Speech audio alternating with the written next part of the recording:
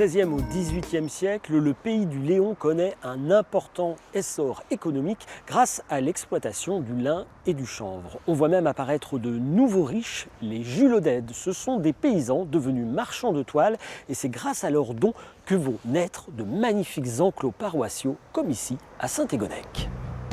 Les enclos paroissiaux se composent d'une église, d'un calvaire, d'un ossuaire et d'une porte triomphale, le tout ceint d'un muret de pierre. À Saint-Égonnec, le calvaire à triple croix et les ornements des clochetons témoignent de la prospérité du Léon grâce à la culture et au tissage du lin. En 1998, cette magnifique église du XVIIe siècle a bien failli disparaître, dévastée par les flammes. Mais la mobilisation des habitants de Saint-Égonnec a permis de sauver le mobilier intérieur et l'édifice. Et ce fut une belle frayeur. En moins de 2 heures ce matin, l'église de Saint-Égonnec, classée monument historique, a été dévastée par les flammes. Près de 70 pompiers ont bataillé ferme, aidés par la population qui a prêté main forte pour sauver tout ce qui pouvait l'être. Tous sont sous le choc. On avait mal au cœur et gros sur le cœur de voir 400 ans d'histoire qui partaient en fumée.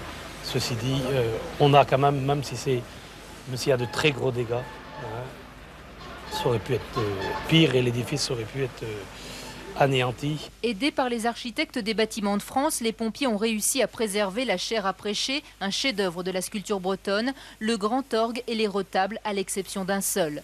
Le feu dont on ignore l'origine s'est déclaré dans l'aile nord, là où brûlent les cierges. Il a dû couver une bonne partie de la nuit. La veille, on célébrait dans l'église les communions solennelles. Pour Saint-Égonnec, c'est la catastrophe. Vous vous rendez compte, tous les touristes qui passent à longueur de journée, ils ne verront plus qu'un squelette. Je me demande où sera la messe.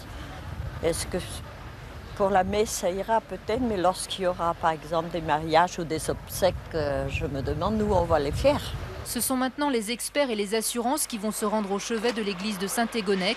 Les travaux sont estimés à plusieurs dizaines de millions de francs. Du XVIe au XVIIIe siècle, le pays du Léon s'enrichit considérablement grâce au commerce du lin.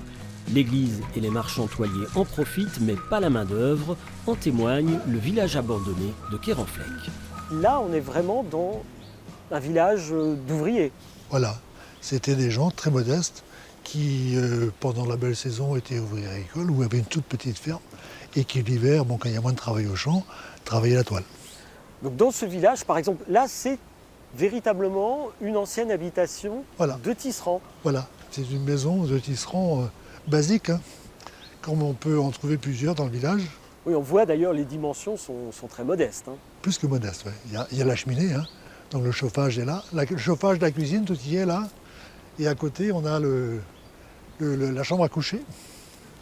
Ah oui, c'est ici qu'il y avait le lit clos. Le lit clos était là, on voit le petit renfoncement donc, qui est fait dans la maçonnerie.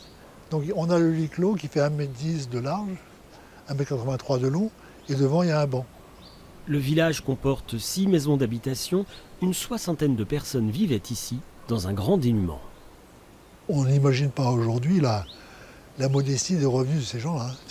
Oui, parce que c'était des tisserands, mais là, c'était vraiment les ouvriers, c'est-à-dire ceux qui tissaient la toile. Ce n'étaient pas les marchands, c'était vraiment des gens aux revenus modestes. Les marchands toiliers étaient des courtiers. Ils achetaient du fil, ils le préparaient par le blanchiment, par le haudissage, et ils confiaient la chaîne à tisser aux tisserands. Alors assez souvent, le marchand toilier était propriétaire du métier à tisser. Et il le confiait donc aux tisserands pour la saison d'hiver. Mais la richesse, ce sont les marchands toiliers qui l'engrangent. Qui l'engrangent. Qui l'engrangent et qui après, pour se faire pardonner un petit peu leur exploitation des autres, on va donner beaucoup d'argent à l'église. Ce qui explique un peu la munificence de l'église derrière.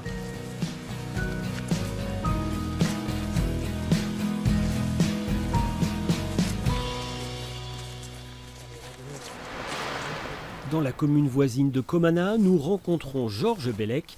Il a participé à la restauration du Candie de Rosonoil, une maison à Blanchir-le-Lin datant du XVIIIe siècle. Ici, nous sommes dans un Candie, une maison à buée. Alors, à quoi servait ce genre de bâtiment? Un Candie, ça servait à blanchir les fils de lin.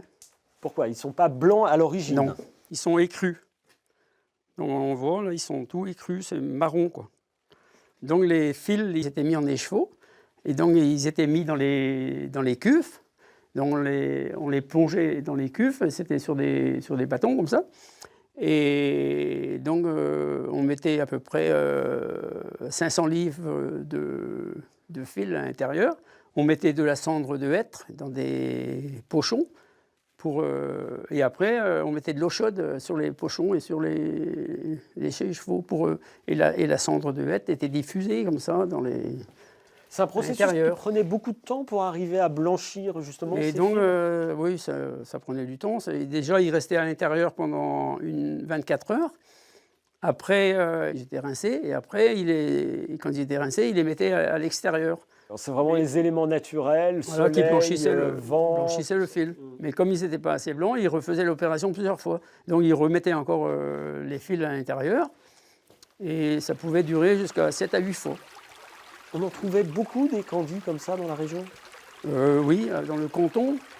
Enfin, dans le canton, ou alors même Poniour, Sizun, Saint-Sauveur, comme là, il y avait peut-être 230 candis. Pourquoi votre association a-t-elle choisi de restaurer ce candi?